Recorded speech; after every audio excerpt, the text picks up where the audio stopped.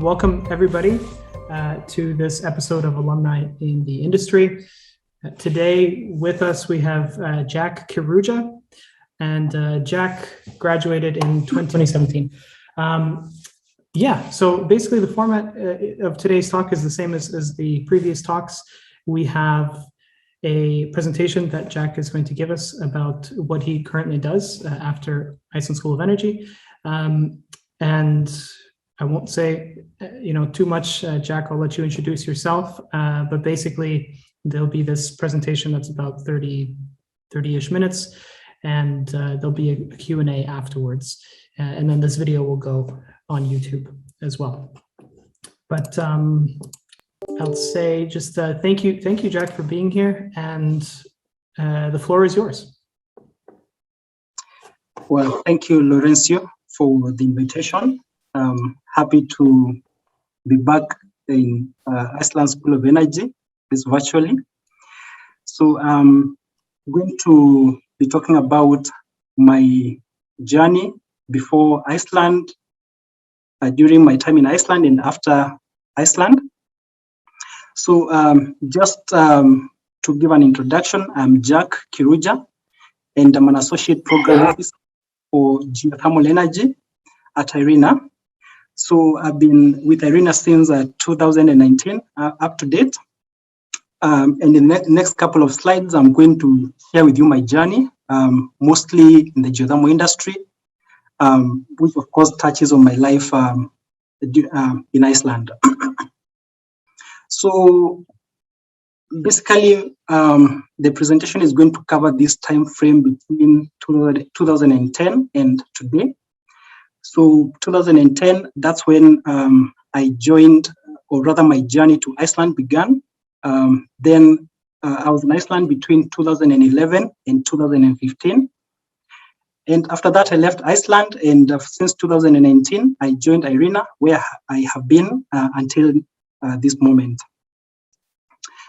So the start of the journey. So it all began in 2010 with my entry into the geothermal industry. So this was immediately after I completed my undergraduate studies, and I got a job at one of the geothermal developers in my country, in Kenya, called the Geothermal Development Company.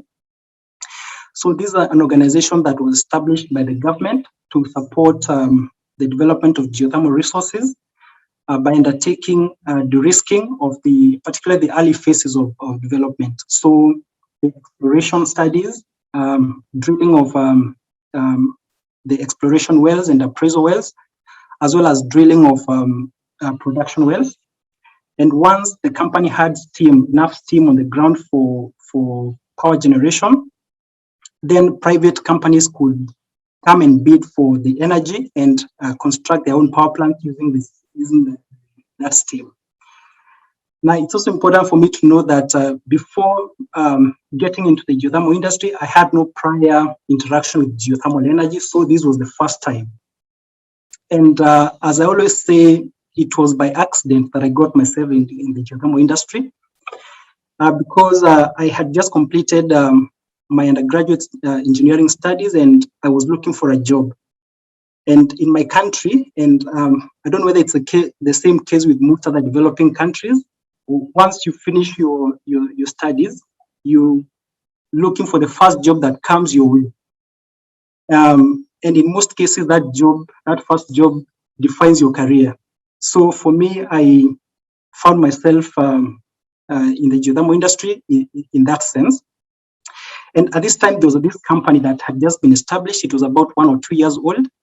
And they were looking to recruit mostly engineers and geoscientists. And of course, they were looking for young people to join the organization. Yeah, so I applied and found myself there. And I would say at this moment, I really wasn't sure about anything in the geothermal industry. And I got admitted to a department called Direct Use Department. So when we reported to work and I was talking to my other colleagues, so a lot of them were in the sciences, so geophysics, geochemistry, and geology, and a few of them in drilling. So but unfortunately, I was the only person who was in this direct use thing. And so I was trying to figure out what this direct use is at the moment, but it seemed that I was the only one on that side. And for a moment, I thought maybe I'm in the wrong company, but yeah, later I got to meet a few colleagues who had been in the industry for a while, and they got to explain to me what direct use was about. So at this moment, since the company was new, it had not done any new drilling, so there was no energy for me to utilize for direct uses at the time. So I got to work with different, with different teams. So I got to work with geologists, going to the field with them to do mapping of geological features, faults, and listening to them as they sample the different rocks. So for the first time, I heard about trachytes and basalts and such kind of names. I also, for the first time, heard geologists talking about young volcanoes. And when you ask how young they are, you're told it's a few million years. Yeah, so also got to work with geochemists, doing sampling of fumaroles and hot springs. And also got to do heat flow measurements in different fields. So I got a lot of exposure to the geothermal industry because of this. And apart from that, I also got to see some very beautiful features in my country. All these are beautiful craters and calderas that you can see on the right of the screen. Got to see manifestations like geysers and some beautiful flamingos. Yeah, and also got to do some cool stuff like flying choppers to work, because we had to work in places where sometimes it was not possible to access by vehicles, so we had to use choppers. So at this time, the company was also looking into building the capacity of its young workforce, and a number of training opportunities were coming up. So I got to participate in a few of these training opportunities from 2011. So first of all, there was a short course on geothermal exploration and utilization. This is a course that was organized by my company and one other public geothermal developer in Kenya, as well as by the United Nations University from Iceland, who are also very much involved in capacity building in Kenya. So this was a 3-week course that once you got to complete it, then once you completed this course, then you could also go to the next stage of training, which was a 6-month training, which was conducted in Iceland by the United Nations University and Geothermal Training Programme. So I was a bit fortunate because after I completed the 3-week course, I got admitted to the 6-month training, and that's where my journey in Iceland began. So this was quite an interesting and intensive course. So this was, like, I would say, my first formal geothermal training. And it was structured in 3 main parts.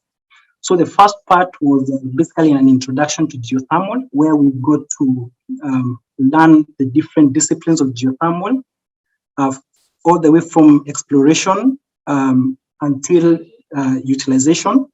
So a lot of, again, geology and geochemistry.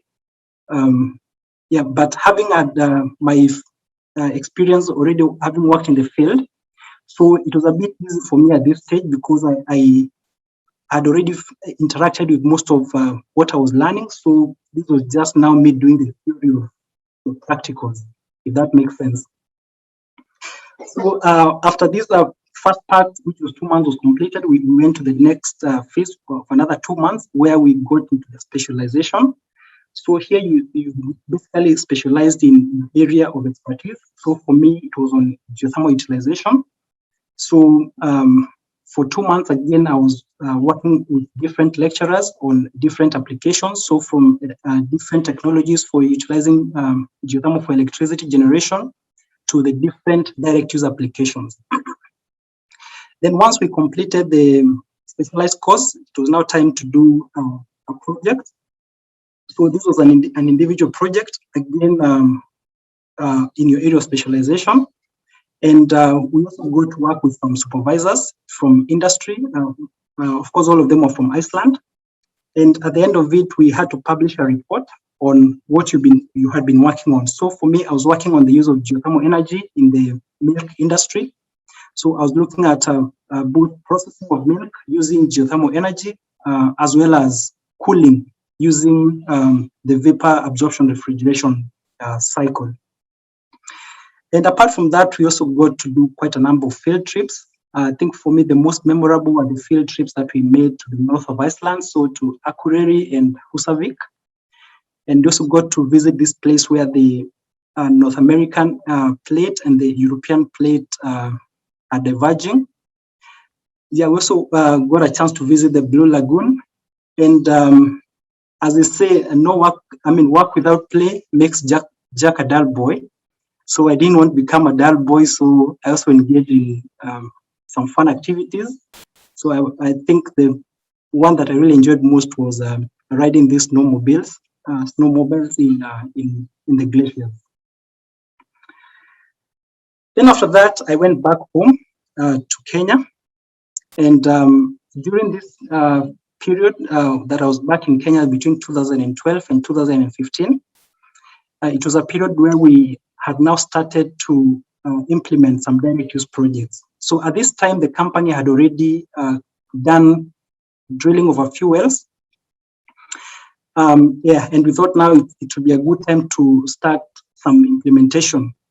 So at this time, my company at the time got into a technical assistance program with the United States Agency for International Development that was going to support us in the development of direct uses.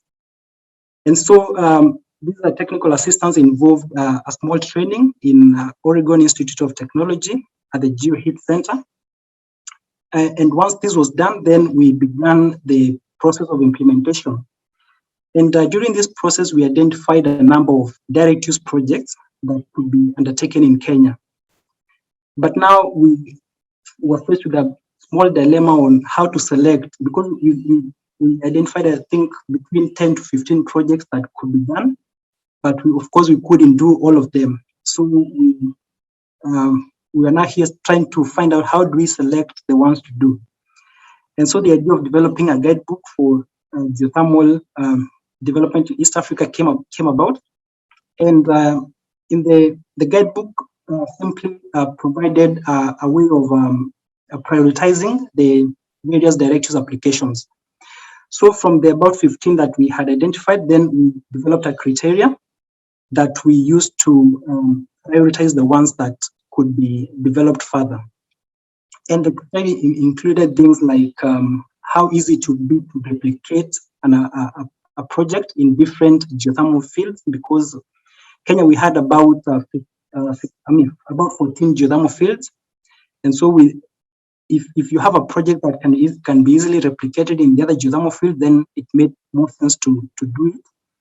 We also looked at how easy it would be to invest in that project in terms of the financial resources required. We also looked at the social cultural fit of the project, among others.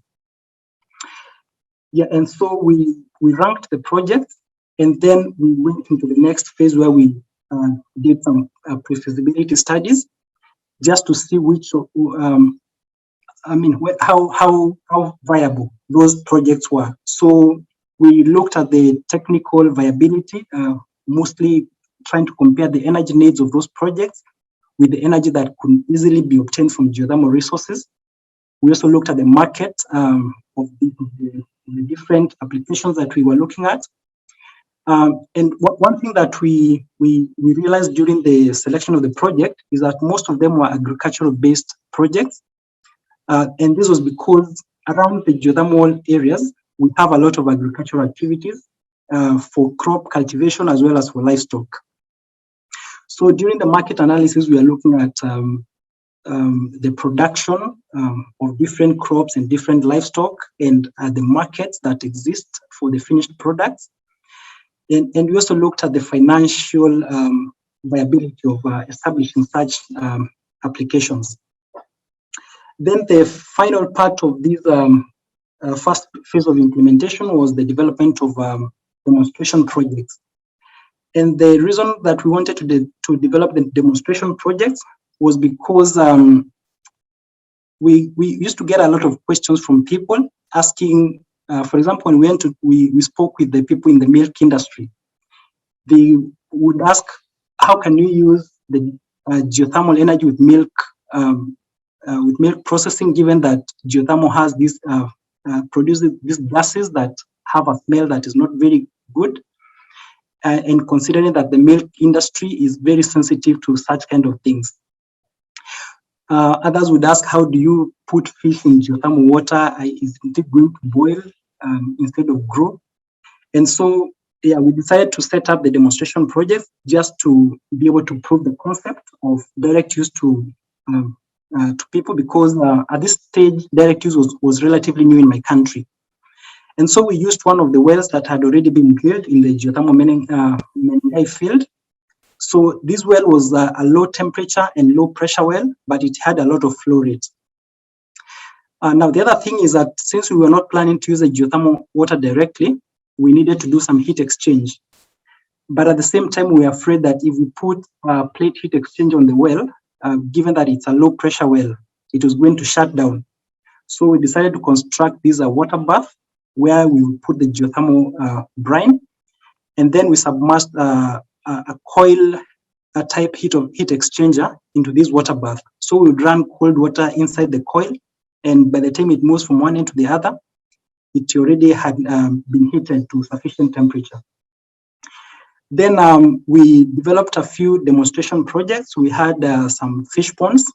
We had a milk pasteurizer, a geothermal heated greenhouse, as well as a laundry. So we did some modification to an existing laundry machine so that it could be able to use the geothermal water directly. Yeah, and the picture on the left is an example of one of the pre-feasibility studies that we did. These we were looking at the feasibility of using geothermal energy in the processing of meat products. So yeah, so after completing the demonstration projects, at this time I had already started to develop quite a lot of interest in the subject, and a lot of questions were also developing in my head on how we can do some of the how we can be able to address some of the questions that were being asked at this time. For example, one of the questions that was being asked is, how viable is such a venture? And so I thought it would be a very good opportunity for me to go back to school at this stage and go and study more about direct uses, see how other countries are going about it. Yeah, and also hopefully be able to get some answers to the questions that we were asking. And so I again went back to the United Nations University, and they were offering scholarship opportunities to study in Iceland. So I made an application, and again I was fortunate that I got selected for the scholarship. So I joined the Reykjavik University in 2015, and I was there until 2017. And of course, the main things that were there was going through the summer school. This was quite interesting. For me, being in the geothermal industry, of course, I was very well versed on the matters of geothermal, but also there were other renewables that were not within my scope. For example, hydro and wind. And we got to interact with some of these during the summer school. Then, of course, after that, there was the coursework that we began. And, of course, there was the core unit, the core energy unit. But also there were other subjects that you could select if you wished. So for me, whenever I got a chance to select a unit that was not technical in nature, I always went for the business-related unit. And the reason is because of some of the questions that we were getting in my job related to the development of direct uses. And most of those questions were not technical in nature, but they were more on the business side of the the operations. So I decided deliberately to focus on these business-related units and try to see whether they could be able to lead me to find some solutions to the things that we're trying to solve. Yeah, of course, we also had an opportunity to do internship. And for me, I chose to go to the Iceland Geothermal cluster. And one of the reasons I chose to go there is because I wanted to be able to interact with as many companies as possible, so that I can be able to also get some, to understand how they go about the development of the direct uses. So when I was there, I was able to interact with the companies that are supplying hot water to the city. And one thing that I was really interested in is how they do the pricing of their heat, because back home, whenever we talk to the industries and we say that geothermal is a cheaper option to, in comparison to the fossil fuels, a lot of people would ask, how much cheaper is it? And we didn't have an answer to that question. So I thought by looking at how pricing is done, then we could be able to develop a pricing and we could be able to answer some of those questions. And of course, after that was the thesis. So my thesis was on the viability of supplying an industrial park with thermal energy from Menengai geothermal field. So Menengai is one of the geothermal fields that my company was developing at the time. And on this field, we were planning to develop an industrial park where direct use applications could then be established. So at this time, the company had drilled a few wells, as you can see on this map. And what I did was that I looked at the map of this geothermal field and identified the area that is a zoned green as a suitable area for where the industries could be established. And that was simply because that area was relatively flat and it didn't have a lot of lava flow. So I looked at different things in my thesis. One of them was the kind of industries that we can be able to establish in this park. And again, on this one, I tried to build on the previous studies that we had done in my job. So I looked at the applications that we had identified when we were developing the guidebook for direct uses, as well as some other companies that had approached us much later wanting to come and use the steam and the hot water for their operations.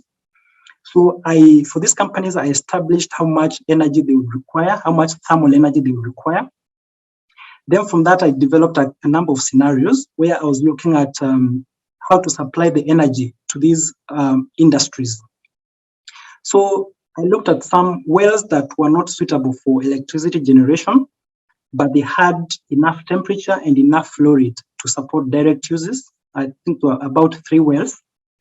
And then the scenarios for supplying energy, I looked at getting energy from just one well, and the other scenarios looked at combination of different wells. On the demand side of it, I also considered the fact that when you're establishing the industries in the park, they don't come all of them at the same time. So, for example, you might start with about 10% of the capacity, and then they keep growing over the years. And so I wanted to see in this kind of scenario, whether the business that would still be viable. So I came up with a number of scenarios, and for each of those scenarios, I evaluated its viability. And most of them, they turned out to be so that they were viable ventures. And again, during this time in Iceland, I also got to play a bit. I just saw this picture on top. I don't know what we're doing, but it seems like we were comparing legs. Yeah, and then we also got to do some cool things like skiing. I think that was for me was a highlight. So after completing my master's, I went back to Kenya between 2017 and 2019. And during this time, I was involved in the development of another demonstration project. So this is a grain dryer. It had a capacity of about 20 tons of grain. And this is a project that was supported by the government of Iceland through the Ministry of Foreign Affairs. So at the same time, during this period, we were really pushing hard to attract investors to come and establish their businesses in Menengai geothermal field. And I would say that there's some things that we saw as opportunities for direct uses, but at the same time, we also saw some challenges that were making it a bit difficult for industries to come in. So some of the opportunities that were there was the fact that the concept of direct use had already been proven through the demonstration projects that had been developed earlier. And at this time, I think the industries had already understood how the technology works, because a lot of people used to come to Menengai to see the demonstrations. They would ask all sorts of questions. But the good thing is that they would see the operations in motion, and I think that played a big role in people believing that it's possible to do some things that that we were telling them about direct use. So at the same time, apart from the private sector who was showing interest and wanted to come and establish their operations, we also had development organizations who also started showing some interest in supporting the development of direct uses. And I would say some of those ones that were quite much involved in this was the Ministry of Foreign Affairs of Iceland. As I said, they supported in the development of the dryer, and also involved in a number of capacity building activities. We also had JICA, the Japanese International Cooperation Agency, that was also supporting the development of direct uses, again, mostly through training, but their training were more focused on the business side of direct use as opposed to the technical. At the same time, the United Nations Environment Programme, UNEP, which is based in Nairobi, had a program that was focused on geothermal called the Africa Rift Geothermal Facility. So this facility was promoting the development of geothermal in the East Africa region, and they were really pushing for direct uses. And I remember in one of the conferences that they had in 2018, the outcome of that conference was to mainstream direct uses. So this was basically a call on the governments from the region to not only look at geothermal for electricity generation, but also to look at it in terms of the direct use opportunities and the benefits that those direct use opportunities could bring to the local people.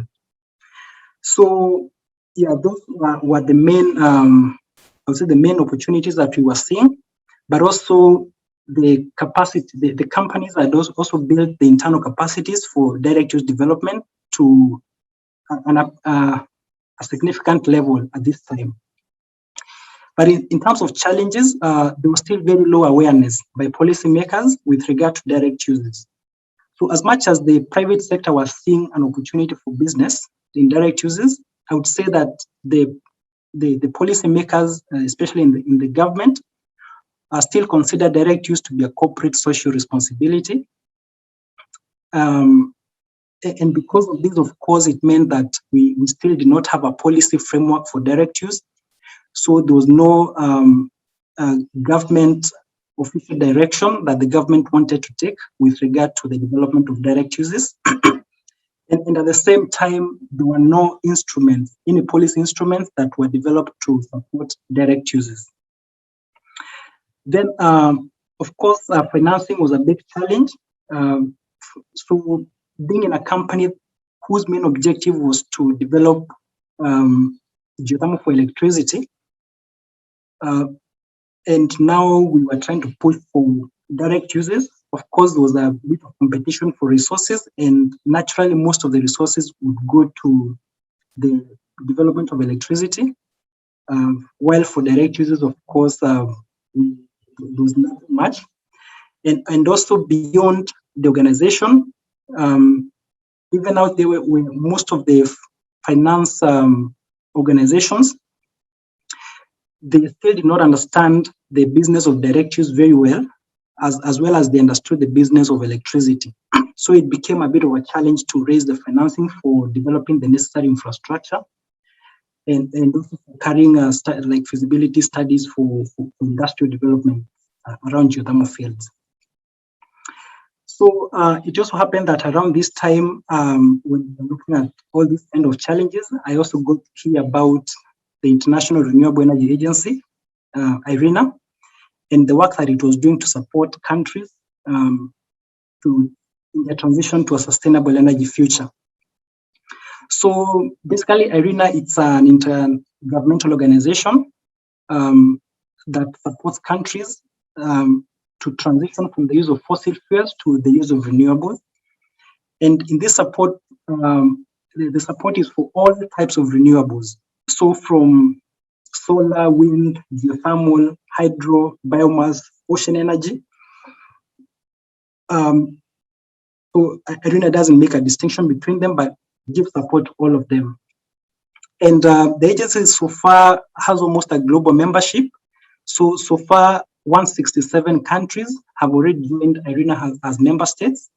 And these are the main customers that IRENA serves. And among the work that IRENA does, first of all, it does a lot of assessments. So these assessments focus on the geothermal technology. I mean, not geothermal, but renewable energy technology. They focus on the renewable energy markets in different countries and in different regions. They also look at the socioeconomics of renewable energy, among other topics. The agency is also involved in dialogue. So dialogue between countries, dialogue between different renewable energy developers. And here the objective is to encourage each other, to learn from each other, and also for countries to share their experiences with regard to the development of renewables, and the challenges that they face, as well as the successes that they are also facing. Also, the agency is involved in country support, mainly through technical assistance on different topics, but mostly at the policy level. So when it comes to geothermal energy, the agency has established a platform called the Global Geothermal Alliance. So in IRENA, I work in this alliance, the Global Geothermal Alliance, which is basically a multi-stakeholder platform that brings together stakeholders from all over the world to support geothermal development. And so far, the alliance has 49 member countries and 44 partner institutions. And mostly the alliance supports countries in addressing the enabling frameworks. So to establish enabling frameworks for geothermal development. And the work of the agency mostly takes a regional approach, whereby we look at regions that have a pipeline of projects, of geothermal projects that they would like to develop. And we provide them with support so that they can be able to accelerate their development. Apart from that, we also take a thematic approach to the development of geothermal, where we look at some trends in the geothermal industry and see where most of the growth is. And then we focus our efforts towards supporting the continuity of those trends. So at the moment, the main thematic areas that we are looking at is the direct uses, one for district heating and cooling, and secondly, in the agri-food sector.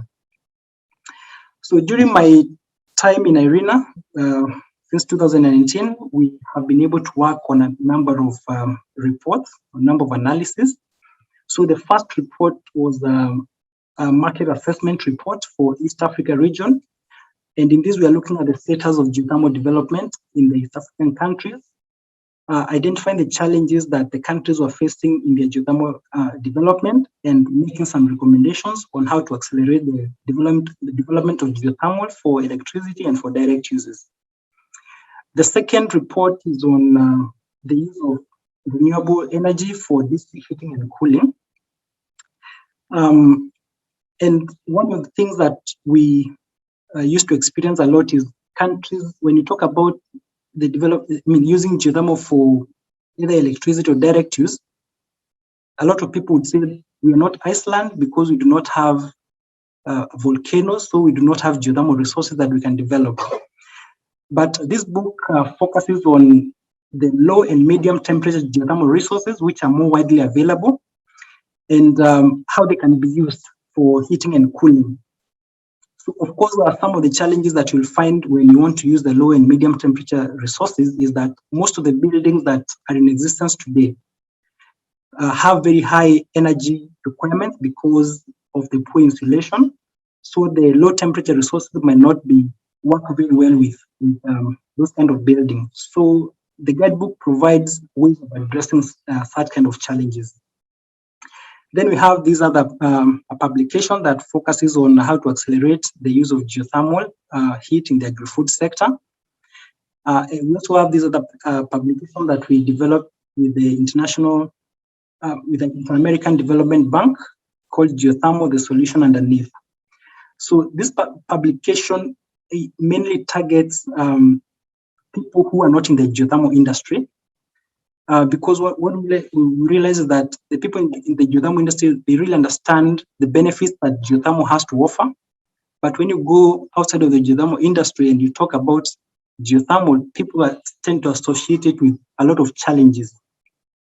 So in different forums where energy transition is being discussed, we thought that if we have this kind of publication and share it with the stakeholders who are not necessarily in the geothermal industry, then we might be able to change the narrative around the geothermal resource. And at the moment, we're also working on another publication, Powering Agri-Food Value Chains with Geothermal Energy. So these are publications that we completed to draft last month, and right now it's under publication. So coming to the end, just want to highlight some of the what I think have been my key highlights in IRENA. One of them is the level of collaboration that I've gotten to experience in the agency. So the agency believes in working with other like-minded agencies, other like-minded stakeholders. So may they be countries or other organizations. So so during the time I've been here, some of the publications that we've done, so we have these 49 member countries and 44 partner institutions who are members of the Global Geothermal Alliance. And we usually invite them to be part of our publications, whereby we develop some preliminary findings and then we present them to the experts who are willing to be part of the process. And then they get a chance to give us the feedback. They get a chance also to share with us some case studies that we could use to enrich the publications and bring out some aspects much better when we illustrate them using the case studies. And also share with us some publications that we can use as references for this work. We've also gotten to collaborate with academic institutions, for example, to develop the report on the use of renewables for district heating and cooling. We go to work with Aalborg University from Denmark, and we also continue to work with them in the implementation of the findings of that report. When it comes to doing work in certain regions, for example, in Latin America, which is one of the regions that we are focusing on, we also work with the institutions that have a strong presence in the region. So in this region, we are working very closely with GIZ, who are there developing, supporting the countries to develop their direct uses. In the East Africa region, we work very closely with UNEP and as well as the African Union Commission. Then, as we talk about energy transition, then you also realize it's not just about the renewable energy technologies, but it has many other branches that are also quite interesting and that I've also come to interact with to a certain extent. So I haven't gotten to work on all these, but in one way or the other, I've been able to interact them in small ways. So for example, we have worked on the socioeconomics of renewables. We've also worked on the climate action and how renewables play a part in that. So in these, we are supporting countries to enhance the targets in the nationally determined contributions. as well as supporting them to develop long-term decarbonization strategies based on the use of renewables. On sustainable development, we are looking into the nexus between energy and other sustainable development goals like agriculture. We're also looking at the issue of gender. We're also looking at decarbonizing the cities, among others. Then also another very interesting topic is about the geopolitics of energy transition. So at the moment, countries are really concerned about their energy security. And as a result of this, then we get the different dynamics in the energy sector and in the geopolitics, where countries tend to trade bilaterally. And also they want to protect certain shipping routes, because if anything happens, then they might get hit with a fuel shortage. But as you transition to renewable energy, then this is definitely going to change it. It might affect the way countries relate with each other. Another thing that was very interesting is about the just and inclusive energy transition. So as you transition from fossil fuels to renewables, you also have to take to recognize that there are people who already work in the fossil fuel industries, and you cannot just stop them from working because you want to transition. So you have to look for a way of how to accommodate them and help them also make that transition. Another thing is also in the application of policy instruments that, for example, application of taxes. When you put taxes on polluting fuels, then you also need to take into consideration that before you do that, then the people must also have an alternative, so that it doesn't become a punitive process. And of course, there's the issue of oil and gas and how the industry is trying to transition to renewables. And this also applies very much to the geothermal sector. So finally, I just want to highlight some of the opportunities for young professionals that are within IRENA. So one thing that you'll notice within IRENA is that the people who work there are relatively young, a large percentage. I would say most of the age group lies between 30 and 40 years, but we also have a number of people who are below the age of 30. And just wanted to highlight some of the career opportunities that they can be able to take advantage of in IRENA. So one of them is the trainee program. So it's a 4 to 8 week program that IRENA runs during the summer and during the winter. And this program admits students when they're undergraduate studies. So they get to work with IRENA staff doing different assignments and also getting to learn how IRENA works in supporting countries. Then the other one is about the internships. So once in a while, IRENA offers internship opportunities. These ones are not scheduled like the trainee program, but they come as and when a division needs to have an intern. So the internships are open for master students for master students, or those people who have just finished their master student and have not been out for more than 6 months. Also, the people in the undergraduate in the final year of study are also eligible to apply for the internships. So these are usually 3 to 6 months, but there's also a possibility of extending for another 3 months. So in total, you can do an internship for 9 months with IRENA, working on different topics, which I think are also quite interesting for the interns. Then for those people who have already finished their school, there's a program called the Associate Professionals Program. So usually it's a program that runs for 3 years. And at this stage, you work just as an employee of IRENA. You get paid a salary, and in most cases, IRENA gets to absorb the associate professionals into its workforce, of course, depending on availability of vacancies for the associate professionals. Thank you very much for your attention. I think we can take any questions that may arise. Sorry, I took much longer, but yeah.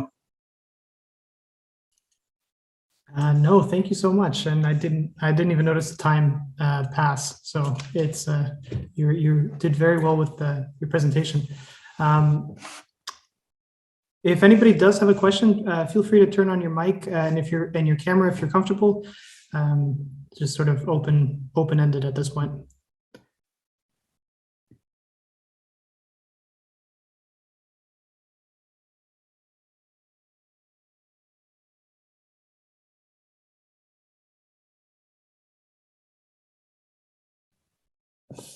I can maybe start the questions.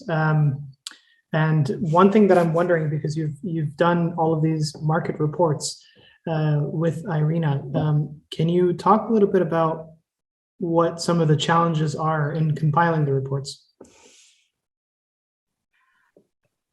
Well, I would say that one of the challenges that we face is in most instances, of course, as I mentioned, we prefer to work in collaboration with other partners. So trying to identify the right partner to work with sometimes can be a bit of a challenge, because sometimes you find that you want to do work during a certain period, but your partner might not be available during that time. Also, at the same time, another thing that I also saw is sometimes the alignment of the objectives of the organization can be a bit of a challenge when it comes to this kind of work. And so we get to experience a bit of delays in this work. But how we've been able to address this, as I said, is that we also get a lot of support from our members and our partners who we invite to be part of the process. And they also get to contribute a lot. And of course, once they make their contributions, we always acknowledge them in the report. Okay, and in the process of like as these reports come in, do you get to choose what subjects you're working on, or do they just come to you? So usually, one way that we go about selecting the topic is we've been looking at the trends of different things. So like some of the two trends that we already identified in the geothermal industry is the growth of the heating sector for district heating and cooling, as well as for the agri-food. Another approach that we've also taken is the regional approach, where we look at these regions that have a pipeline of projects that they want to develop, and they're really trying to push to develop their geothermal resources, but they are having challenges. So we focus on those regions, try to identify the kind of challenges that they have, and bringing together the partners in those regions who are supporting geothermal development, as well as other people from different other organizations that can contribute to support these countries to move forward in geothermal.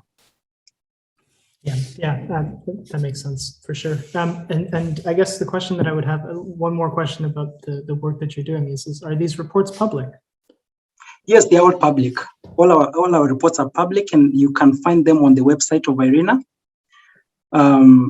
Yeah, maybe I can share the website of both the IRENA and the Global Geothermal Alliance, and you can go there at the publications tab and get to see all of them. It would be good, because I think I'll add this to the video afterwards. Yeah, sure.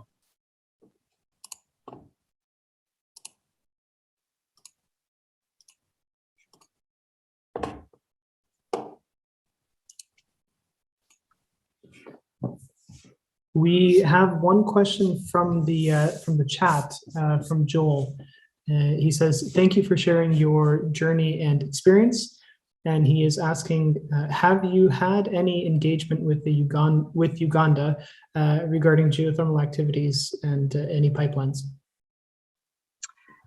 Yes, so yes, we've had some bit of interaction with Uganda when we were working on this report on geothermal development in East Africa.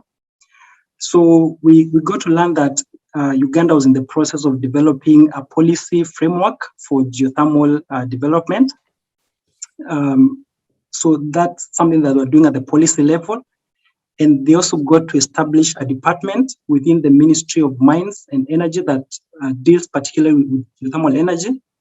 And for us, we thought that was a very positive indication of the intentions of the country to continue the geothermal development.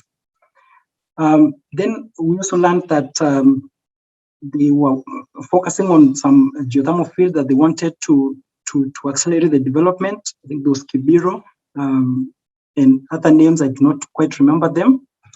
And one positive thing is that these fields had already been concessioned to private developers who at that time were planning to start drilling some temperature gradient wells. And I think along the way, they experienced some challenges when they were doing drilling at Kibiro, and the project was stopped for a while. And so far, I've not heard about the revival of that project. Now, one other thing that we will be doing with Uganda and other countries in the East Africa region is that we'll be supporting the countries to do an assessment of the socioeconomics of developing geothermal direct use projects. And the reason for this project is that we realize that as much as countries would want to develop geothermal for electricity, not all countries have the high temperature resources that are suitable for electricity. And at the same time, the level of awareness on direct uses is quite low, not just in the East Africa region, but I would say globally. And we think if we can be able to do these studies and provide information that the policymakers can be able to look at and see that it's true, there's so many benefits that we'll be able to derive from direct uses, that will have a direct bearing on improving the standards of the people who live around the geothermal resource, then the government might find this a good reason to put more money into geothermal development. I hope that answers the question on Uganda.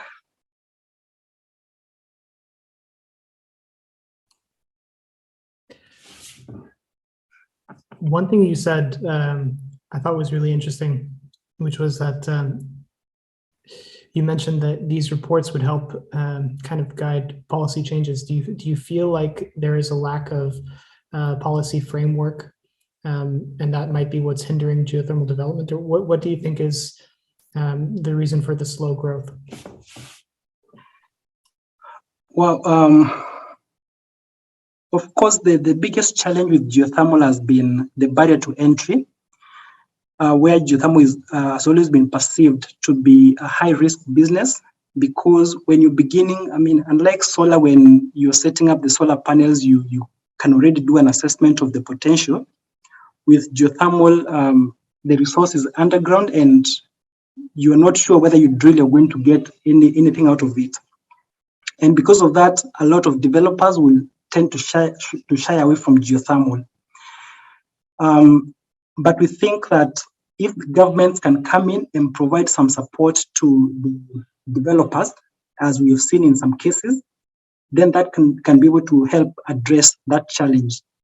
And how government, of course, address things is through policy instruments. For example, we've seen some countries like, and I would say an untraditional geothermal country like the Netherlands, where they established geothermal risk guarantee fund. And as a result of that, a lot of developers have started drilling, just because they are sure that in case they drill and they're not successful, they are not going to go into a total loss, but they are going to be compensated for if they don't find any geothermal resource. Another thing at the policy level that also encourages geothermal development, but is also lacking in most countries, is a legal framework whereby the private companies can come and be assured that they will be given concessions to develop certain geothermal fields, and that once they start developing, their investment is going to be protected by the law. So that's something that is also missing in a number of countries. And we are really encouraging countries to develop those kind of legislations that give assurances to the geothermal developers. Another thing that we also look at when it comes to geothermal is the different financing options that they can be able to use. So, of course, that has been a challenge in many cases, but we also see the different financing options that have been developed, and some countries have taken advantage of those facilities. Now, when it comes to the issue of district heating and cooling, so this has been mostly a case of the resources that countries have being compatible with the type of buildings that they have.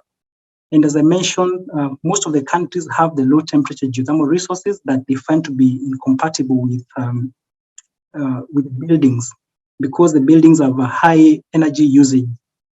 And so this kind of reports that we do, what we do is that we highlight case studies of where countries have been able to successfully address such kind of challenges. For example, one of the ways that countries do it is by retrofitting their buildings so that they make them more energy efficient. The other thing is, of course, I mentioned about the geothermal risk mitigation facilities as a way of encouraging the drilling of geothermal wells. So once we use this kind of case studies and engage countries in discussions so that they can learn about each other, then we find that this leads to more countries knowing, I would say, the ropes on how to overcome some of the challenges that are inherent in the geothermal sector. Thank you for that. Also, Joel says, excellent, thank you for sharing as well, and that it does answer his question, but he has another one, and he's asking if you know of any training opportunities that somebody could engage in geothermal direct use. Yeah, so I don't know whether Joel, you're already in the geothermal industry, but I know in East Africa, there's a short course that I talked about in the beginning of my presentation. So it's an annual training that takes place in Kenya, and it's organized by Geothermal Development Company and KenGen in collaboration with the Geothermal Training Programme from Iceland. So they give trainings on all aspects of geothermal development, including direct uses.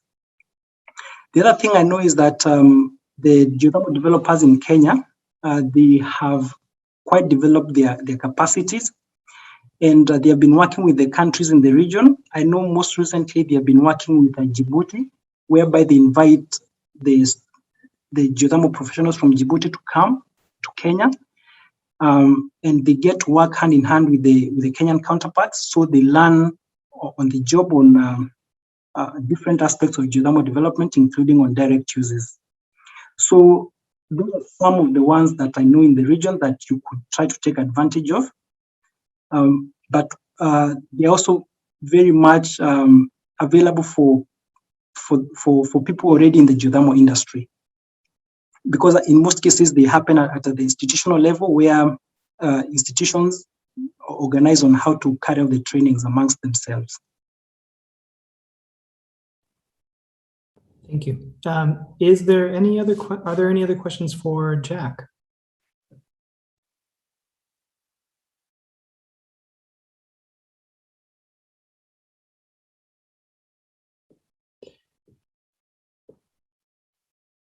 If not, I have the standard question that I like to ask, just because there's ISE students who are in different years currently watching, and I'm sure as well, once this gets posted online, there'll be prospective students watching as well.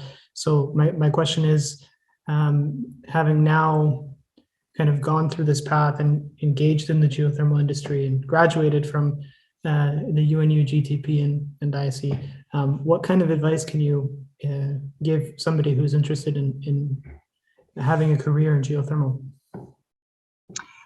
Yeah, that's quite an interesting question, and I think also a very relevant question. So I would say if you're already in the renewable energy sector, you are in the right place, Because at the moment, I think in the global conversation, we are all talking about energy transition, we are talking about sustainability. And in this discussion, renewable energy is at the center of it. And with regard to the development of renewables, we have just scratched the surface. So I would say that right now we are at an inflection point where renewables are beginning to take off. So there are so many opportunities that I see in renewables. And of course, being in the geothermal industry, I also see a lot that is also beginning to happen. So far, we're talking about 12 million people who are already employed in the renewables, but over 100 million were employed in the energy sector. So as we transition from the use of fossil fuels to renewables, then it means that most of these jobs will come to the renewable sector. And in that sense, I see a lot of opportunity for young people and anybody else willing to join this industry. Awesome. Yeah. Thank you so much. Thank you. If there are any other questions afterwards, can people reach out to you? Yeah, sure. You can reach me on my email, jkiruja@irena.org. You can also reach me on LinkedIn at Jack Kiruja. Awesome.